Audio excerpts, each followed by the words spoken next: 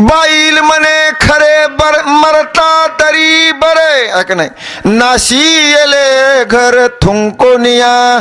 घरातले लोक सुद्धा महाराज कटाळतेत हो. कशामुळे झालं हे? आपण केलेलं जे काही कर्म आहे ना, या शरीराला जे काही रोग होतात, जे काही आपल्याला भोगावा लागतो का म्हातारपणी, ते आपल्या केलेल्या कर्माचंच बनतं ना. तसंच ह्या जीवाला सुद्धा सुखदुःख जे काही मिळतं नाही मनुष्य देह प्राप्त झाल्याच्या नंतर, ते सुद्धा पहिल्या जन्मातलं केलेलं कर्मच असतं. म्हणून आता महाराज आपण जे काही आपण भोगत आहोत ना, हे आपलं संचित आहे. संचित केलेल्या कर्माचं बरं का संचित होत असतं तयार, आणि त्या संचिताचं प्रारब्धाचं रूपामध्ये आपल्याला मिळत असतं. पहा तुम्ही कोणतंही कर्म करा, त्या कर्माचं एक झाड तयार होतंय, झाड बरं का, आणि त्या संचित रूपी झाडाला प्रारब्ध रूपी फूल तयार होत असते. प्रारब्ध रूपी फूल, आणि त्या प्रारब्ध रूपी फुलाला बरं का सुख नावाचं फळ मिळतंय. आणि चांगलं जर कर्म केले असतील तर सुख नावाचं फळ मिळतं, आणि वाईट जर कर्म करून जर आपण संचित नावाचं झाड तयार केलं तर त्याला सुद्धा प्रारब्ध नावाचं एक फूल तयार होतं आणि दुःख नावाचं फळ मिळतं. केलेल्या कर्मापासून सुखाचंही फळ त्याच कर्मामुळे मिळतं, आणि दुःखाचंही फळ केलेल्याच कर्मामुळे मिळतं. पहा तुम्ही महाराज, आपण पाहतो हे कशामुळे भोग चालू असतात, कारण की केलेल्या कर्माचं. आज तुम्ही जर पाहिलं महाराज महाभारताकडं, तर भीष्माचार्य शरपिंजरी पडलेले आहेत. त्यांच्या अनेक असे बाण त्यांना लागलेले आहेत, आणि त्या बाणावर शरपंजरी पडलेले आहेत. आपण सुद्धा आपल्या अथरुणावर शरपंजरी पडणार आहोत. कोणी 6 महिने पडणार आहे, कोणी वर्षभर पडणार आहे, कोणी म्हणते महाराज आमची म्हातारी 1 वर्ष झाले जाग्यावरच आहे. शरपंजरी आपल्याला पडावं लागतं. आणि ज्या टायमाला आपण त्या शरपंजरी पडलेला आहोत ना अथरुणावर, त्या टायमाला आपल्या ध्यानात येतं आपण काय काय केलेलं आहे. आपण आपल्या जीवनामध्ये किती अन्नदान केलेलं आहे, किती ज्ञानदान केलेलं आहे, किती कीर्तन ऐकलेत, किती भजन केलं, किती बऱ्या महादेवाच्या दर्शनाला गेलो, किती आपण हनुमान चालिसा केली, आणि किती आपण नामस्मरण केलं. पण त्या टायमाला महाराज हात पडलेले असतात, हात पण उचलत नाही, टाळे वाजवत, मुखातून शब्द येत नाही, आणि आला शब्द तर काय बोलायला कळत नाही म्हातारी, खरं सांगा. आणि मग त्या टायमाला त्या जीव आत्म्याला कळतं की खरंच आपण आपल्याला मिळालेल्या आयुष्यामध्ये आपण काहीच केलं नाही. पहा तुम्ही महाभारताकडं, आपण केलेल्या कर्माचं फळ निश्चित आपल्याला मिळतं. भीष्माचार्य शरपंजरी पडलेले आहेत, युद्ध संपलेलं आहे, भगवान हस्तिनापूर महाराज निघलेले आहेत आणि द्वारकेला जाणार आहेत. तेवढ्यामध्ये महाराज युधिष्ठिरानं सांगितलं, धर्मराजानं सांगितलं, देवा आजच्या दिवस थांबा, चांगल्या पाहुण्याला, चांगल्या संतांना 2 दिवस जरी मुक्काम केला तर राहा म्हणत असते लोक. देवाला म्हणू लागले थांबा ना आजच्या दिवस. आता देवाला थांबायचंच होतं, कुठं हस्तिनापुरामध्ये थांबायचं होतं, कारण की एका संताची भेट राहिली होती. ते संत म्हणजे भीष्माचार्य. थांबायचं होतं, पण फक्त निमित्त होतं युधिष्ठिराचं, धर्मराजाचं, त्या की थांबा ना देवाच्या दिवस. सगळं काही युद्ध संपलेलं आहे, आपल्याला युद्ध सांगायचं नाही, पण देव निघालेले आहेत. आणि त्या टायमाला मात्र थांबले देव. थांबल्याच्या नंतर जेवण गिवण झालं, सगळे बसलेत महाराज. बसल्याच्या नंतर भगवंत म्हणतात, अरे धर्मा, आता राज्य नीट चालव बरं. कारण की राजा कसा पाहिजे की प्रजाचं पालन करणारा पाहिजे बरं का. राजा कसा पाहिजे की दान धर्म करणारा पाहिजे. राजा कसा पाहिजे, परमार्थाची वाढ करणारा पाहिजे बरं का. देवधर्म जागे ठेवणारा पाहिजे. राजा कसा पाहिजे बरं का, मंदिरं बांधणारा पाहिजे. राजा कसा पाहिजे, वारकऱ्याला सांभाळणारा पाहिजे का, वारकऱ्याला मारणारा पाहिजे हो हे का नाही, साधूची हत्या करणारा पाहिजे का, साधू लोकांचं संरक्षण करणारा पाहिजे. हे भगवंत सांगायलेत कोणाला, युधिष्ठिराला सांगायलेत. आणि युधिष्ठिरा, तुला राज्य करायचं ना, आता तू राजा झालास ना हस्तिनापुराचा, तर तुला कसं वागायचं बरं का ही धर्मनीती जर शिकायची असेल तर तू काय कर म्हणले, आता माझ्यासोबत भीष्माचार्याकडे चल आणि भीष्माचार्य तुला सांगते. कारण की आता काही दिवसाच्या नंतर ते शरपंजरी पडलेले आहेत, पण जाता जाता तुला सांगते की कसं वागितलं पाहिजे, कसं गाव चालवायचं, कसा तालुका चालवायचा, कसा भारत देश चालवायचा. कारण की राजाला बरं का एखाद्या महात्म्याचं सांगणं पाहिजे, तेव्हा राजा राहत असतो. नाही तर महाराज पहिले राजे असे होऊन गेले आपल्या भारत देशामध्ये. पहा तुम्ही, त्यांचं नाव आतापर्यंत आहे. आणि नंतर आपला भारत स्वतंत्र झाला, असे काही राजे होऊन गेले, त्याने कीर्तन बंद केले हो. 80 कायदे बरं का या मोदी सरकारनं मोडीत काढले दादा. 16 बंद केलता, 16 अंधश्रद्धा आहे म्हणले, हे सप्ताह बंद होता. जागाय पाहिजे आता हिंदूंना आपण. महाराज आपण जाती जातीमध्ये वाटायलो आणि आपल्या परमार्थाचं माती व्हाली. कारण की हिंदू धर्म जर साबित ठेवायचा असेल, आपला परमार्थ जर चांगला ठेवायचा असेल, जागृत ठेवायचा असेल, अरे आमचे शिवाजी महाराज जर नसते ना तर आज आपल्याला हे कीर्तन भजन पाहायला मिळालं नसतं दादा. खरं सांगा, शिवाजी महाराजांनी हे सगळं काही साबित ठेवलंय आणि त्यांचीच आपण वंशज आहोत.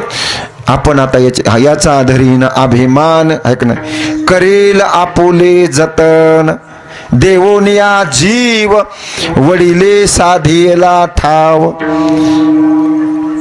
परमार्थ साधा नाही.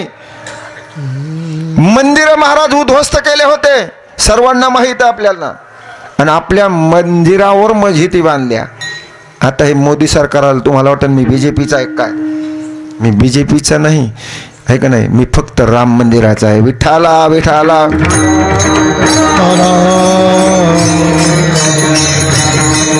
अरे आपलाच राम, तैसा हृदयामध्ये मी रामू, असता सर्व सुखाचा रामू, का भ्रांताशी भ्रमू विषयावरी. अरे या हृदयामध्ये असणारा राम, आपल्याला चालविणारा राम, आपल्याला बोलणारा राम, त्या रामाला मंदिर नव्हतं हो.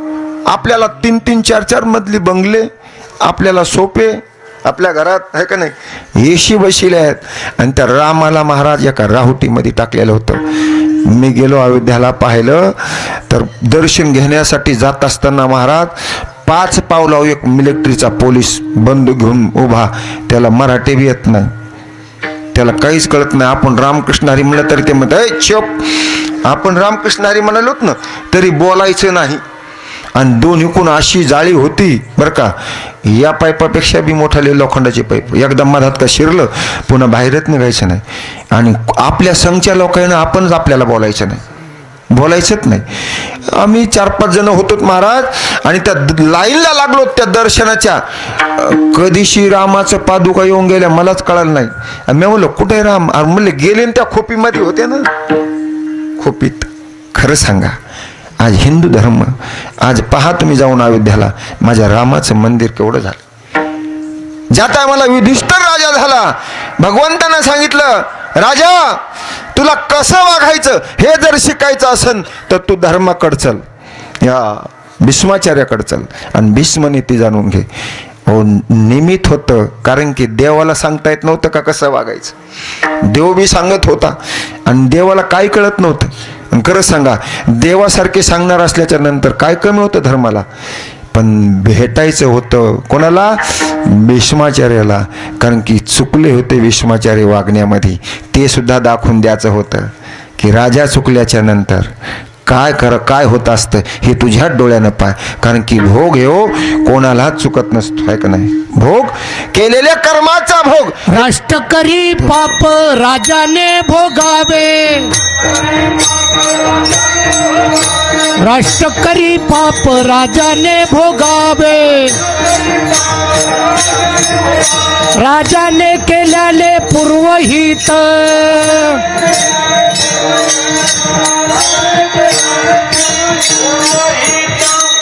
राजानं जर पाप केलं तर महाराज सगळ्या जगाला भोगावं लागत असतं. म्हणून राजा चांगला पाहिजे, पुण्यवान पाहिजे. म्हणून महाराज युधिष्ठिराला, धर्मराजाला आमच्या भीष्माचार्याकडे घेऊन गेले. आता भीष्माचार्य वाटच पाहू लागले, युद्ध संपले म्हणले, पण कधी येते भगवान मला भेटण्यासाठी, एकदा डोळे भरून मला देवाला पाहायचं. कारण की भीष्माचार्याला ज्या दिवशी बाण लागले का त्या दिवशीच मारता येत होतं बरं का, कारण की इच्छा मरणी होते ती त्याच्या मनात त्या दिवशी त्यांना देह ठेवता येत होता. पण ते वाट पाहू लागले सारखी देवाची, आणि अंतकाळाच्या टायमाला देवाची वाट पाहिली पाहिजे, त्याच्यावर भार घातला पाहिजे, त्याला म्हणलं पाहिजे आहे का नाही. अंतकाळाच्या टायमाला भीष्माचार्य सारखी वाट पाहिलेली आहेत. आणि हे सगळंच कुटुंब गेलं महाराज, युधिष्ठिर आहे का नाही, हे सगळेच गेलेत महाराज. 5 भावंड गेलेले आहेत, आणि भगवंत बी सोबत आहेत, कुंती माता सोबत आहेत आहे का नाही. आणि हे सगळेच घरातली माणसं थोडेसे आणि भोवतालून उभा राहिलेत महाराज भीष्माचार्याच्या. आणि भीष्माचार्याला हात जोडे आणि सांगितलं, महाराज मी आता राजसिंहासनावर आरूढ झालेलो आहे, आता मला कसं वागायचं तर सांगा. त्यावेळेस महाराज भीष्माचार्याने सांगायला सुरुवात केली. पण सांगत सांगत सांगत सांगत महाराज एक शब्द असा भीष्माचार्य पण गेला की राजा, एक मात्र तू ऐक की आपल्या या भारत देशामध्ये स्त्रीवर अत्याचार झाला नाही पाहिजे बरं. हे कोण सांगायले? भीष्माचार्य सांगायलेत. सगळ्यात मोठं पाप आहे रे म्हणले, एखाद्या गरीब लेकराच्यावर कोणी जर हात टाकीत असेल आणि ते जर आपण आपल्या डोळ्यानं पाहत असतो, आपली चलती गावात असून बी आपण जर काही म्हणत नसतो, त्या लेकराचा जर कोणी जर त्रास देत असेल त्या गरीबाच्या लेकराला जर आपण म्हणत नसतो, तर ते पाप मात्र तुला भोगावं लागेल रे राजा. कारण की सगळंच गावातला तू पुढारी आहे, गावातलं तू करताय, गावातला तू पाटील आहे, एखाद्या गावातला तू सरपंच आहे, आणि एखाद्या गरीबाच्या लेकरावर जर कोणी अत्याचार करीत असेल ना राजा, तर त्याच्याकडं मात्र तुला पाहावं लागन, त्याला मात्र तुला शिक्षा द्यावं लागन. त्या टायमाला मात्र एका मुलीच्या मुखातून हसू आलं बरं का, हसण्याचा आवाज आला, सगळं शांत वातावरण होतं असंच. आणि तिथं मात्र एका मुलगी हसली. कोण हसली असं नो? द्रौपदी बरं का. कारण की राजा हे तू आता सांगायला काय म्हणे आहे का नाही, आता सांगायला.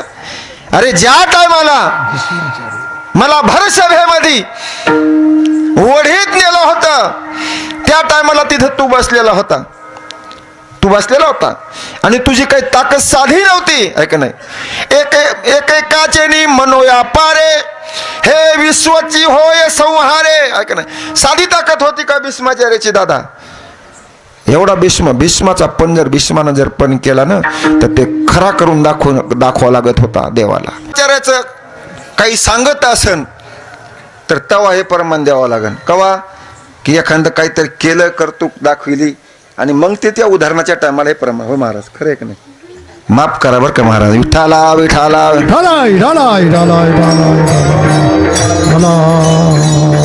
भीष्माचार्य सरपंजरी पडलेलेत मी सांगायलोय, आणि त्या ठिकाणी भीष्म नीती चालू आहे. पण एक मुलगी हसली महाराज, त्या आपल्याला अभंगाच्या पहिल्या चरणाकडे याचं बरं का. माफ करा महाराज, याच्यामुळे येता येणार नाही मला. विठाला विठाला नाही महाराज. याच्याकडे 10-10, 20 एकर जमिनी असतात महाराज आहे का नाही. आमच्या विठ्ठल महाराज का साधे आहेत का? होय, सगळे पदशीर असतात महाराज. पण हे नाद असते, नाद, हे नाद महाराज. पण हा नाद लागला पाहिजे, दुसरा नाद नसला पाहिजे बरं का. पहा तुम्ही, राजाला नाद कोणता लागला होता? पत्ते खेळायचा, पत्ते खेळायचा नाद. अहो पहा तुम्ही, कशासाठी एवढं झालं, कशासाठी ओढून नेलं महाराज स्वतःच्या पत्नीला? खरं सांगा ना, कशामुळे नेलं? पत्त्यावर बसायची चीज आहे का? हो, काय बसतील लोक, काही सांगता येत नाही पत्त्यावर. खरं सांगा, युधिष्ठिर धर्म पत्ते खेळण्यासाठी बसला, जुगार खेळण्यासाठी बसला, आणि जुगारावर सगळं काही लावलेलं आहे. सगळं लावल्याच्या नंतर महाराज स्वतःची पत्नीही लावली. बरं, पत्नी लावण्याचा, आपण स्वतः लागल्याच्या नंतर, आपण हारल्याच्या नंतर पुन्हा पत्नी लावण्याचा अधिकार आहे का? हेच तर धर्मनीती होती. फिदा आमची महाराज बहीण सांगू लागली, महाराज मला लावण्याचा अधिकार नाही यांचा. तरी सुद्धा महाराज त्या दुर्योधनानं, त्या दुःशासनानं महाराज केसाला धरला आणि फर फर फर फर फर ओढीत आणलं त्या सभेमध्ये. अहो राजा तांदळाच होता आहे का नाही, त्याला तर दिसत नव्हतं, पण हे सगळे दिसणारे होते ना. हे न माना खाली घातल्या, कृपाचार्यानं मान खाली घातली, द्रोणाचार्यानं मान खाली घातली, या भीष्माचार्याने सुद्धा मान खाली घातली. का? तर खाल्लेलं होतं म्हणून. खरं सांगा, मान खाली घातली आणि एका आबाल स्त्रीचं महाराज वस्त्रहरण पाहते डोळ्यानं. कोणाचा म्हणायचा लाग होईना, हे दुर्योधना, अरे असं करू नये, एक नाही आबाल स्त्रीवर हात टाकू नये. खरं आता सुद्धा तसंच चालू आहे महाराज या भारत देशामध्ये, या महाराष्ट्रात. काही ठिकाणी पहा तुम्ही, जवळ आपल्या तालुके जिल्हे ते तिथे सगळं महाराज मनमानी कायदा चालू आहे. मनमानी मुख्यमंत्र्याला म्हणावं लागलं खरंच बीडमध्ये काय चाललंय म्हणून. मुख्यमंत्र्याला स्वतः विधानसभेमध्ये म्हणावं लागलं की बीड हे चांगलं राहिलं नाही. मनमानी कायदा चालू आहे महाराज. तिथं सुद्धा अत्याचार चालू आहेत महाराज. पहा तुम्ही, आपल्या जवळच आहे. पण महाराज हे असे चलत नसतंय. ज्या ठिकाणी भोग भोगावं लागत असतात, केलेले कर्म फेडावं लागत असतात, भीष्माचार्याला सुद्धा शरपंजरी पडावं लागलेलं आहे. मुलगी हसली महाराज, मग मात्र भीष्माचार्याच्या डोळ्यातून पाणी आलं. खरं आहे म्हणले तुझं, म्हणून तर म्हणले मी हे शरपंजरी पडलेलोय. कशामुळे पडलोय म्हणून, कारण की त्यावेळेस जर मी आवाज उठिला असता, मी जर बंद केलं असतं महाराज सगळं, तर होतं माझ्यानं, ऐकत होते, माझ्या ताकद होती तेवढी. पण मी ते केलं नाही, म्हणून मला हे भोग भोगावं लागायलेत महाराज. भीष्मासारख्याला चुकले नाहीत, भगवंताला चुकले नाहीत बरं का. ज्यांनी आपल्या केलेल्या कर्माचं फळ हे भोगावंच लागलेलं आहे. म्हणून तर महाराज तुकोबारा सांगतात अभंगाच्या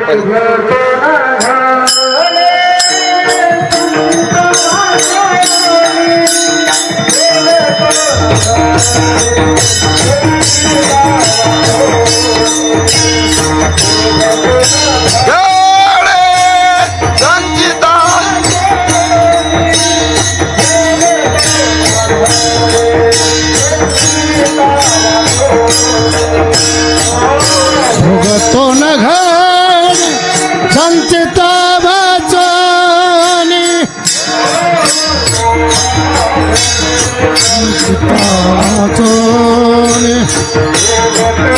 न घर वाचनी, भोगतो न घर.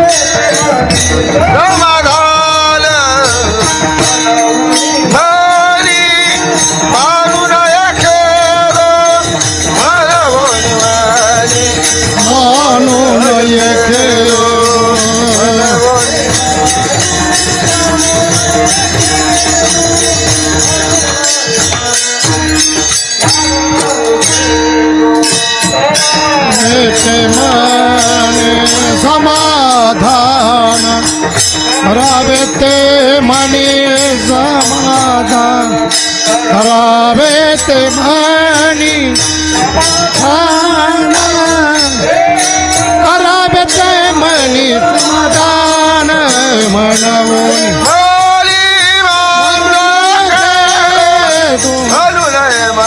मनी मानू नये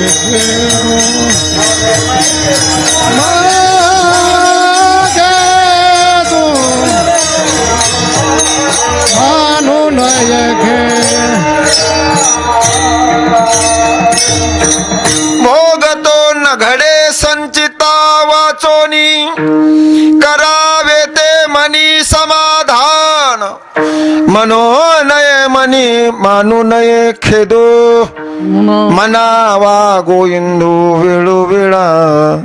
महाराज आपल्याला काही जे भोग मिळतात ना दादा, पहा तुम्ही, प्रत्येक देवाला सुद्धा भोग चुकले नाही. देवाला सुद्धा बरं का, रामाला सुद्धा भोगावं लागले, दशरथाला भोगावं लागले, सीताला भोगावं लागले, सगळ्याला भोगावं लागले. कर्मे मनमत झाला शेष, आहे का नाही महाराज. सर्वांना भोग भोगावं लागले. केलेलं कर्म हे चुकतच नसतं, केलेलं कर्म चुकत नसतं महाराज. मग आपण कोणतंही कर्म करा, तुम्ही जर चांगलं कर्म केले तर आपल्याला चांगले भाऊ मिळतात, चांगले. आणि जर पहा तुम्ही काही काही लोकांकडे पाहिलं ना, मग ते दवाखान्यामध्ये कुठं जर पडलेले दिसले आपल्याला तर म्हणतात महाराज काय आमचे भोग चुकले काय माहीत, काऊन भोगा भेटायले, काय आमचे कर्म चुकले काय माहीत, काय काय झालं तर काय माहीत, आम्ही तर सगळं काही चांगलं केलेलं आहे बाबा. आता सगळं चांगलं केलेलं आहे, पण पहिल्या जन्मात काही घडलं असेल आहे का नाही. पहिल्या जन्मातलं सुद्धा महाराज आता भोगावं लागत असतं. प्रत्येक भोग आहेत महाराज. तुम्ही बहिरे झाले ना आहे का नाही, बहिरे सुद्धा महाराज कशामुळे होतात, आपल्या घरच्या लोकांना आवाज दिल्याच्या नंतर, आपण त्यांना ओ नाही दिल्याच्या नंतर, माता माऊली पाचारिता ऐक नाही, शब्द नाही दिला मागुता ऐक नाही, बहिरा झालो नरदी येता. महाराज बहिर कशामुळे होतं हो ऐक नाही, आंधळ कशामुळे होतं, हे सगळे महाराज पहिल्या जन्मातलीच भोग आहेत बरं का, आताचे नाहीतच. पण जरी करता आपल्याला मिळाला असेल तर आता महाराज आपल्याला जर चांगलं राहायचं असेल तर मनामध्ये काहीच मनात आणायचं नाही, फक्त त्याचं भजन करीत राहायचं. विठ्ठला विठ्ठला ढालाय ढालाय ढालाय ढालाय. आता खेद केल्याने काय फायदा आहे का हो, खरं सांगा. काही पाहू वाटत नाही हो, काही लोकांकडे एवढी त्यांची गरिबी आहे, एवढी खाण्यासाठी त्यांना अन्न नाही, कुठेतरी फुटफाटवर झोपलेले आहेत, फाटके महाराज त्यांचे कपडे, आणि 4-5 लेकरं, किती 4-5 लेकरं असतात महाराज, आणि त्यांना राहायला घर नसते.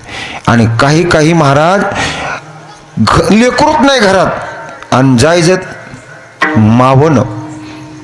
काय प्रारब्धाचा खेळ आहे सांगा महाराज.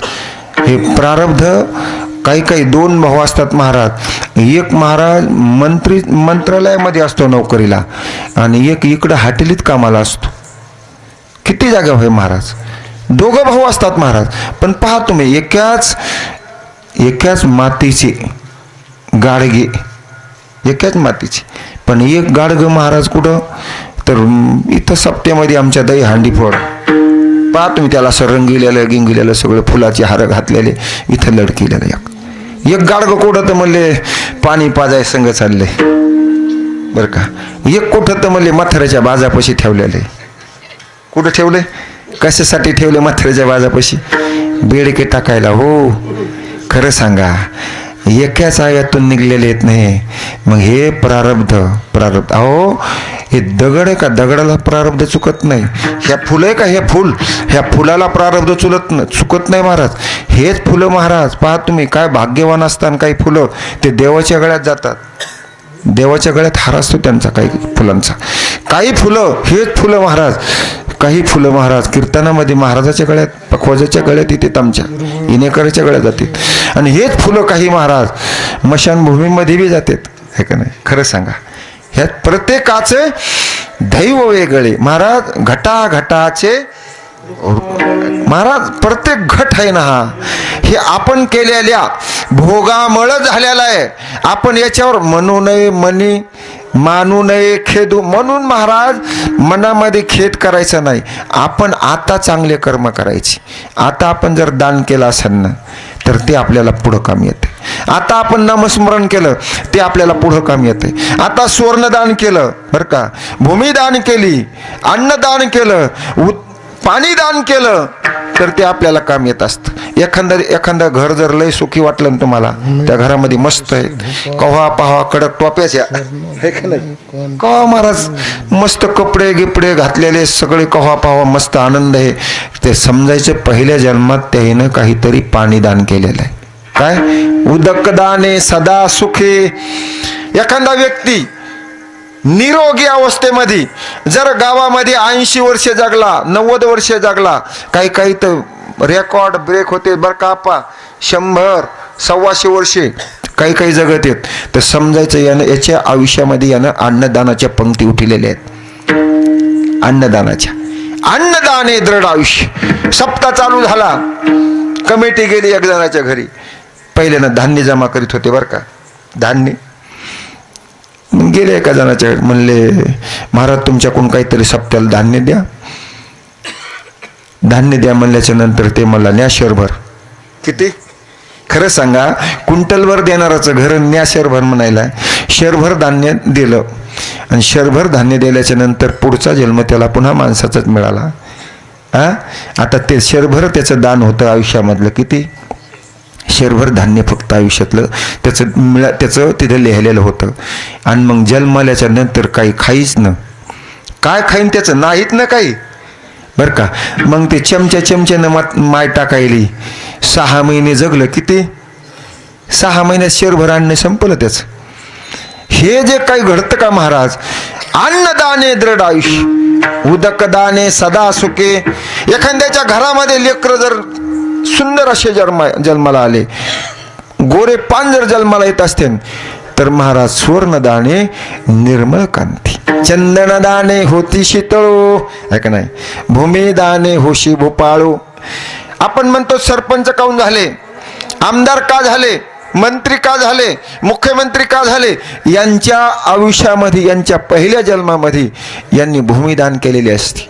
मग ती मशानभूमीला करू द्या, ती शाळेला करू द्या, ती दवाखान्याला करू द्या, त्याच्यामुळे झालेली असते. महाराज त्यांच्या सुखाकडे पाहिल्याच्या नंतर आपण मनामध्ये खेद करायचाच नाही. कोणी कारमध्ये हिंडत असन बरं का, कोणी फॉर्च्युनरमध्ये हिंडत असन, कोणी बंगल्यामध्ये राहत असन, कोणी भारी भारीचे कपडे भारी भारीचे दागिने घालीत असन, त्यांच्याकडे पाहून आपण मनामध्ये खेद करायचं नाही. महाराज म्हणतात आम्ही पंढरपूरच्या वाटानं सोहळ्यामध्ये ठराव दिंडी, आणि पावसाळ्यामध्ये दिंडी आहे बस दादा, पावसाळ्यामध्ये असते ना ती सोहळा, आणि कशाच्या राहोट्या महाराज, फुल पाऊस आला, सगळ्या राहोट्याच्या खालून पाणी गेलं, रावट्याच्या खालून सगळं पाणीच, बसायला जागा नाही, कपडे ओले, सगळं ओलं झालं महाराज. आणि एक अशी बिल्डिंग होती 3 मजली बिल्डिंग, आणि त्या बिल्डिंगच्या काठाला जरासं कोल्ड होतं. मेन कपडे असतात ना आपले अंगावर घेतो ते घोंगते, ते झटकेल्याच्या नंतर कोरडे झाले. ते टाकले आम्ही तिथं बरं का. कपडे तर सगळे ओले झाले, ते पांघरायचे ओले, सगळं ओलं, पण ते कपडे टाकले तिथं बसलोत महाराज आम्ही. आणि तिथंच म्हणलं आता पडू द्या दर्शक आता, कारण की सकाळी उठायचं निघायचंय, आहे का नाही. सकाळ झाली महाराज, 3ऱ्या मजल्याहून एक काच असा खरकन आवाज आला सकाळी, काचाचा बरं का. आणि त्या काचामधून एक महिला खाली पाहू लागली.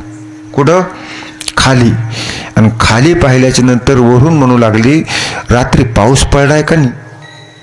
मी म्हणलं माय सगळ्या रात आम्ही त्या बंगल्याच्या शेजारी कडकडत आहेत, है ना, थंडीमध्ये आम्ही सगळी दिंडी इथं, आणि तुम्हाला पाऊस पडलेला माहीत नाही. महाराज हे भोग आहे. आपण त्यांच्या बंगल्याकडे पाहून त्यांच्याकडे आपण त्यांच्या मनामध्ये आपण खेद आणायचं. पाऊस पडलेला काही लोकांना माहीत नाही, दुष्काळ काही लोकांना माहीत नाही बरं का, काय चाललंय हे सुद्धा काही लोकांना माहीत नाही. आणि काही लोकांना महाराज काय खावा हे माहीत नाही, काही लोकांना काय खावा हे माहीत नाही. हे सगळं काही जे असेल ना महाराज आपल्या प्रारब्धामुळे आहे. आपल्या केलेल्या कर्माचं जे काही संचित तयार होतं, आणि त्या संचिताचं प्रारब्ध आपल्याला मिळत असतं. आपला मुलगा चांगला मिळाला, आपलं प्रारब्ध म्हणायचं. आपल्या घरामध्ये सून चांगली आली, आपलं प्रारब्ध चांगलं म्हणायचं. आपल्या घरामध्ये महाराज सगळं काही आनंद असन तर आपलं प्रारब्ध म्हणायचं. आणि आपल्या घरामध्ये जर सगळं काही धिंगाणा चालू झाला असन तर ते सुद्धा आपण म्हणायचं की आपलं हे काय फुटकं आहे, करंट ते कपाळ ज्याचे, ऐका नाही. एवढं काही सुंदर नर्दे मिळालेला आहे, एवढं काही ढालेगावमध्ये जीवन आपलं आहे, दिंडी चालू आहे, हनुमान चालिसा चालू आहे, तरी सुद्धा आपल्या मुखातून भजन जर येत नसेल तर मग म्हणायचं करंट ते कपाळ, आहे का नाही. आपण म्हणायचं की आपण काहीतरी नशीबवान नाहीत, आपण बिगर नशिबाचे जन्माला आलेलो आहोत. कारण की आपल्याला देवाचं नाव येत नाही. अरे देवाचं नाव घेण्यासाठी सुद्धा महाराज कितीतरी पुण्य करावं लागत असतं, म्हणून देवाचं नाव येत असतं. महाराज सांगायला त्या ठिकाणी बाबा रे, हे सगळं काही लोकांचं सुख पाहून मनामध्ये तुमच्या काहीच खेद आणू नका. अभंगाच्या दुसऱ्या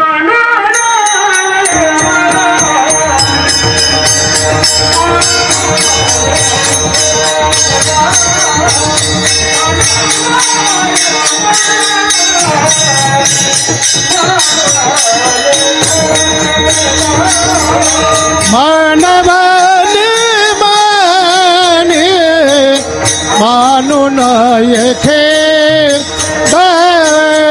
मानवनी माने मानू नये खेद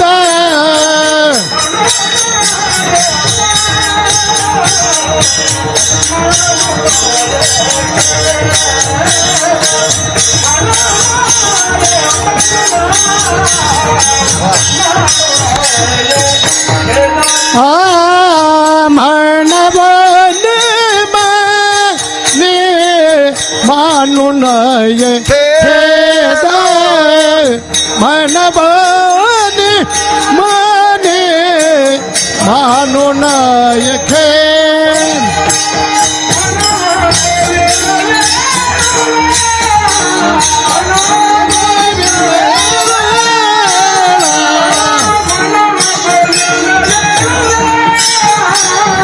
मनवा गोविंद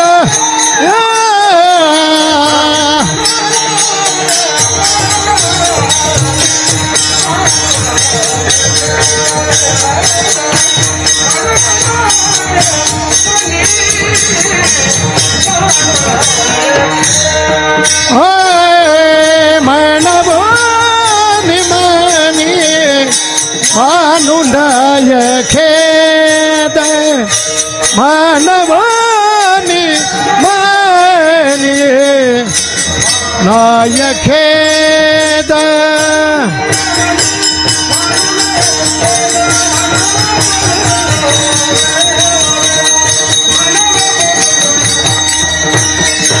मनवनी मनी मानु नय खेदु मनव गोविंदु ಏಳು ವೇಳ मनव गोविंदु ಏಳು ವೇಳ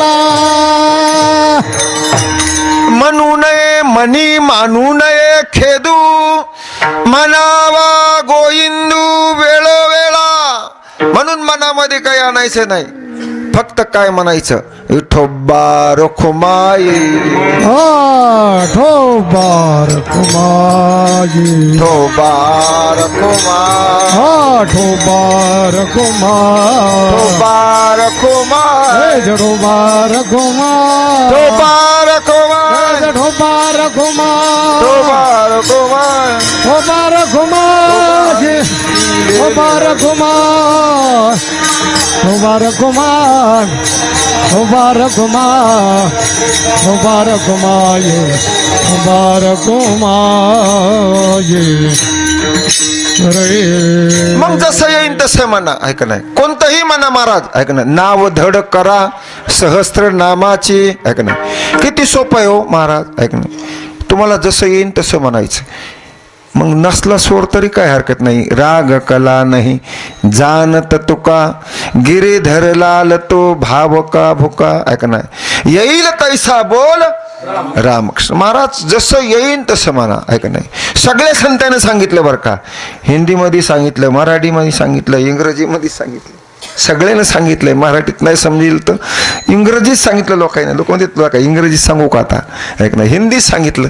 तू ले हरी का नाम थल पांडुरंगा, तू ले हरी का नाम विठ्ठल पांडुरंगा, पांडुरंगा पांडुरंगा पांडुरंगा पांडुरंगा, तू ले हरी का नाम विठ्ठल पांडुरंगा. आपल्या मनात महाराज पांडुरंग भरला पाहिजे, ऐक नाही मनात, ऐक नाही पण मनामध्ये पांडुरंग नसतो. सगळं काही आपण सगळं संसारामध्ये काय नाही करायचं तर केलेलं असतंय, करू नये तो केला व्यापार, ऐक नाही वाहिला भार कुटुंबाचा. आणि मग ते आथरुणावर पडल्याच्या नंतर बरं का मन मोकळच असतंय, ऐक नाही मन हे मन आहे का, मन महाराज बांधलेलं नसतंय. किती माथरा असू द्या, थकलेलं जीवन आहे, बाजाव पडलेलं आहे, चालता येणं बोलता येणं काही होता येणं, पण मन मग महाराज नुसतं पळत आहे इकडे तिकडं. पाप करोनी पापी मन हे, पाप करोनी पापी मन हे, सैरा वैरा पळतय र, ऐक ना काय काय केलं तू भल्या माणसा, देवाला सार कळतय रे, काय काय केलं तू भल्या माणसा, देवाला सार कळतय रे. पाप करोनी पापी मन है, पाप करोनी पापी मन है, सैरा वैरा पतैर. काय काय केलं तू भल्या मानसा, देवाला सारं कळतंय रे. महाराज आयुष्यामध्ये जे का आपण केलं का ते गुपित चित्र लिहिणारे चित्रगुप्त आपल्या जवळच असतात. आणि मग ह्या मनानं काही सगळं काही केलेलं असतंय, पण हे देवाला कळतंय. देवाला काय काय केलंय मनानं, ते मनाला आणि देवाला म्हणून न लगे रुसावे आणि का बहुता. आहे का नाही महाराज? महाराज एका ठिकाणी तुकोबाराने सांगितले, आपुले आपुनी मनासी पुसावे. बरं का, कोणावर रुसायचंच नाही. काय कशामुळे झालं हे आपल्या मनाला विचारलं पाहिजे. नाही तर ज्ञानोबा एका ठिकाणी सांगतात, खरं सांगा कोणाला वाटतंय हो रोग आपल्याला यावं, दरिद्री आपल्याला यावं? वाटते का कोणाला? वाटते का गरिबी आपल्याला? मज लागे दुःख व्हावे, ऐशे कोणी भावे ना जीवे. ऐका नाही, एक ज्ञानोबा एका ठिकाणी सांगतात, ऐका नाही, रोगू काही रोगी या, आवडे दरिद्रे दरिद्रिया, परी भोगणे लागे तया आद्रेष्ठ जीवी. महाराज भोगावंच लागतं. कोणालाच आवडत नाही रोग, कोणाला आवडत नाही बरं का, आणि गरिबी ही कोणाला आवडत नाही. पण गरिबी जर येत असेल तर आपण केलेल्या कर्मामुळेच येते. आद्रष्ट झाली या उदासू, पालटे श्रीमंतीचा विलासू, आणि पौर्णिमेपासून चंदांशू पालटच नाही. जसं म्हणले चंद्र असतो का, चंद्र पौर्णिमेला पूर्ण असतो आणि त्या पौर्णिमेचा चंद्र आमोशाला नाहीशा होतो, तशी श्रीमंती महाराज गरीब होऊन जात असती. कारण की त्या श्रीमंतीचा जर दान धर्म केला नाही, कधी यजमान झाले नाही, कधी पंगत घेतली नाही, कधी सप्त्याला गेले नाही, कधी पंढरपूरला गेले नाही, कधी तीर्थयात्रा केली नाही, कोणत्या गरीबासंग राहिले, कोणत्या संतांचा विचार घेतला नाही, तर आपली श्रीमंती एका जागावर राहिला का ती आपली खेळ का? ती लक्ष्मी आहे महाराज, ती टिकत नाही एका जागावर. आणि काही काही ठिकाणी म्हणतात महाराज 4 पिढ्या झाल्या हो जशाला तसंच घर नाही, हे का नाही. आणि काही काही ठिकाणी असं आहे, एका मस्जिदी समोर एक महाराज भिकारी बसलेला होता. भिकारी एक कारमधून व्यक्ती उतरला आणि त्यानं 500ची नोट काढली बरं का, आणि त्या भिकाऱ्याला देऊ लागला. कोणाला? भिकाऱ्याला देऊ लागला. ते भिकारी म्हणे मला 500 रुपये नको बाबा, मला फक्त तुझे किती पाहिजे? 10 रुपये दे, 10. कारण की मी 500 घेणारा भिकारी नाही, आणि तू 500ची जर दाखवित असशील मला तर ही मस्जिद म्हणे माझ्या आज्यानं बांधलेली पुरी. कोण? एकट्या आज्यानं बांधलेली.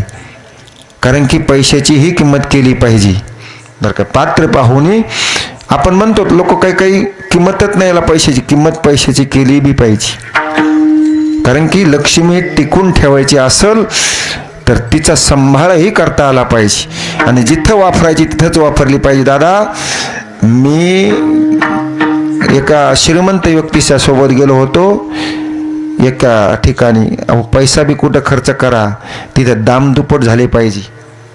कुठं? इथं पैसा जर खर्च केला तुम्ही तर इथं तुमचं किती पट होते सांगता येत नाही परमार्थामध्ये. पण अशा ठिकाणी काही काही लोकांनी पैसा खर्च केला कला केंद्रामध्ये. हो म्हणशी दादा माया देखत केला, 500ची एवढाली बंधळ उधळले.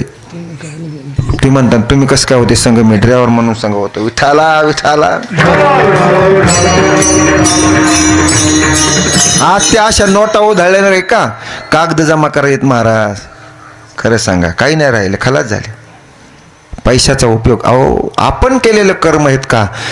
हो दारू पिऊन मातीत गेला हो संसार आमच्या पाटलायचा.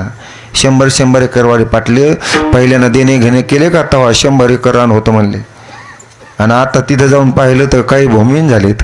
खरं सांगा कशामुळे झाले? फक्त दारूमुळं, गांजामुळं, आणि बाई बाटली तमाशा. हे फळ आहे, भोगायचं फळ आहे. भोग महाराज कशामुळे येतात? आपण केलेल्या कर्मामुळे येतात. इकडेही भोग आपण परमार्थातले कर्मामुळे येतात महाराज. इकडेही महाराज जर संसारातले पाहिले तर हे सुद्धा आपण केलेल्या कर्मामुळे येतात. तुम्ही चांगले कर्म केले, तुम्ही आत कीर्तनामध्ये बसलात तर महाराज हे तुम्हाला निश्चित तुमचं प्रारब्ध भगवंताकडे नेऊन घालणार.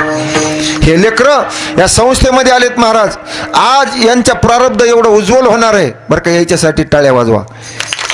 का माहित आहे का? हे आयुष्यात दारू पिणार नाहीत आयुष्यात.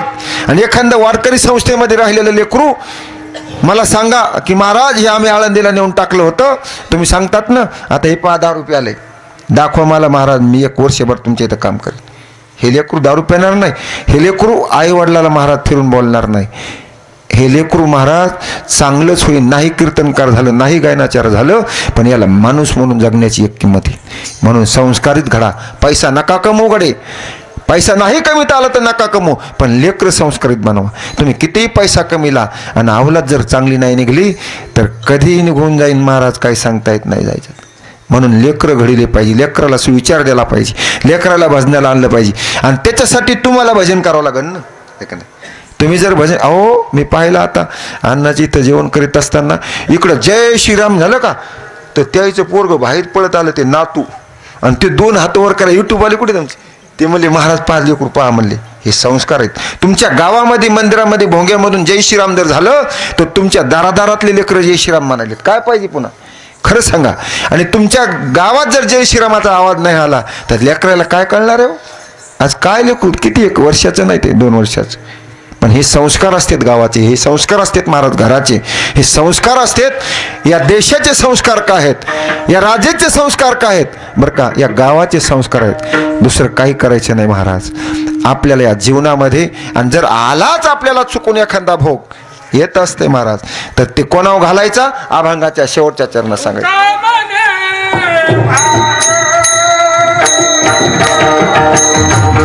सोबत राहत असताना एकूण एकायला म्हणलं पाहिजे की खरंच आपण कोरोनामध्ये गेलो नाही. गेले ना दादा कोरोनामध्ये लोक, किती लोक गेले, चांगले चांगले लोक गेले. काही कोरोनामध्ये लोकांना जे काही महाराज गेलेत ना लोक, सांगा ना तुम्ही, आपण राहिलोत का नाही? मग आपल्याला देवानं ठेवलंय तर म्हणावा गोविंदू वेळोवेळा. काय करायचं आपण?